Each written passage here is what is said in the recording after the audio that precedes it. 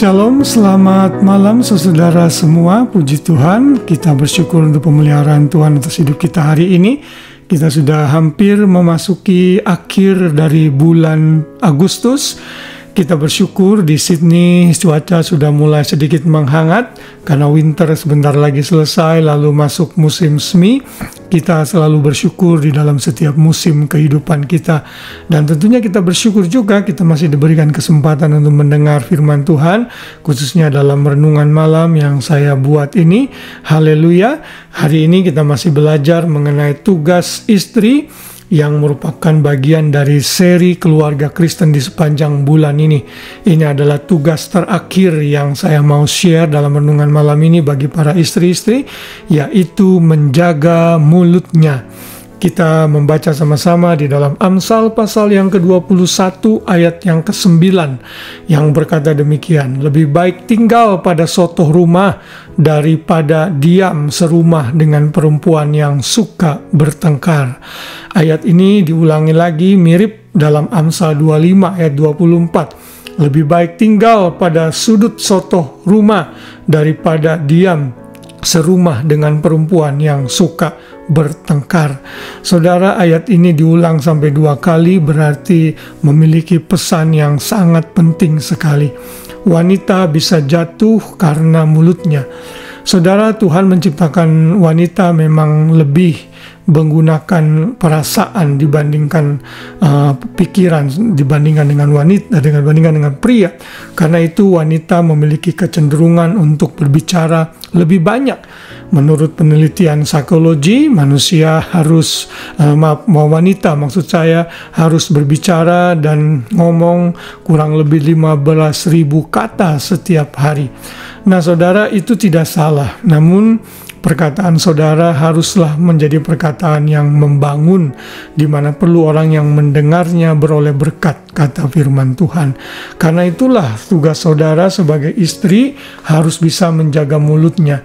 Saudara harus punya rem dan tahu dengan pasti kapan saudara harus berbicara, dan berbicara apa yang saudara keluarkan dari mulut saudara itu sangat menentukan kehidupan keluarga, juga kehidupan suami dan anak-anakmu yang mendengar. Kalau seorang istri itu suka bertengkar, suka seringkali marah-marah di rumah, maka rumah pun akan menjadi tidak enak suasananya.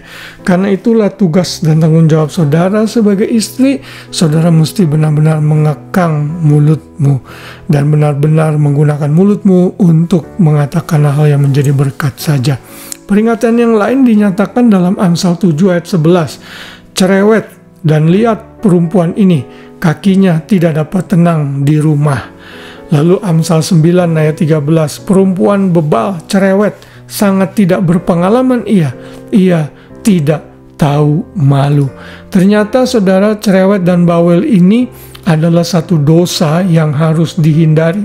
Cerewet dan bawel ini artinya ngomong sesuatu berulang-ulang sehingga orang yang mendengarnya jadi tidak senang. Orang yang cerewet dan bawel artinya pembicaranya tidak mendatangkan hal yang positif, itu dinyatakan sebagai perempuan yang bebal. Dan saya berharap saudara tidak ada dalam kategori ini. Dalam bahasa Inggrisnya dinyatakan, "The woman of folly is boisterous, she is naive and knows nothing." Orang yang hanya mengumbar perkataannya tanpa memperhatikan isi perkataannya, ia dianggap sebagai orang yang tak berpengalaman dan tidak tahu malu. Firman Tuhan ditulis bukan untuk menjatuhkan, tapi untuk membangun, untuk mengubah hidup seseorang. Bila saudara sebagai seorang wanita dan istri ada dalam kategori ini, tidak ada kata lain yang saya mesti katakan, saudara harus bertobat dan menjaga mulut saudara. Benar, wanita harus mengeluarkan kata-kata lebih banyak, tapi kata-kata yang lebih banyak ini alangkah indahnya digunakan dengan menggunakan kata-kata yang membangun. Ada banyak suami yang tidak betah di rumah karena istrinya bawel luar biasa. Komplain, saudara, marah-marah terus sehingga suaminya tidak betah di rumah. Janganlah menjadi wanita atau istri seperti ini. namun jadilah wanita yang kita sudah pelajari sebelumnya, yang mengurus keluarganya, yang hidup dalam kesalehan, yang tunduk terhadap suami, lalu yang menjadi penolong bagi suaminya. Saya berdoa agar para istri-istri Kristen di gereja yang saya layani dan juga di mana saja saudara mendengar, saudara bisa berlaku sesuai dengan kehendak Tuhan. Dan hari ini selesailah tugas saya menyampaikan tugas bagi para suami dan istri. Biarlah kiranya kita tahu tugas dan tanggung jawab masing-masing.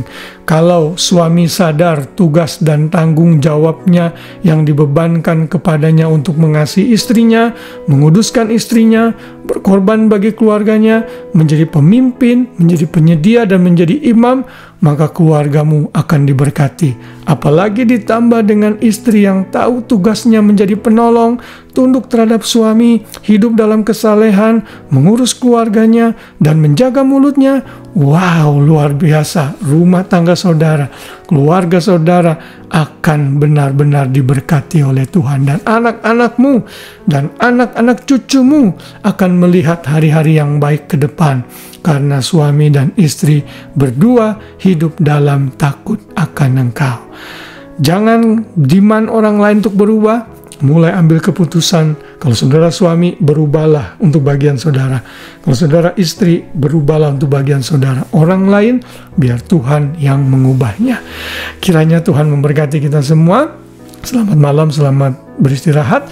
Biar kasih Kristus menaungi kita, dan besok pagi kita bangun dengan tubuh yang sehat, menjalankan aktivitas kita dengan sukacita. Tuhan memberkati kita semua. Shalom.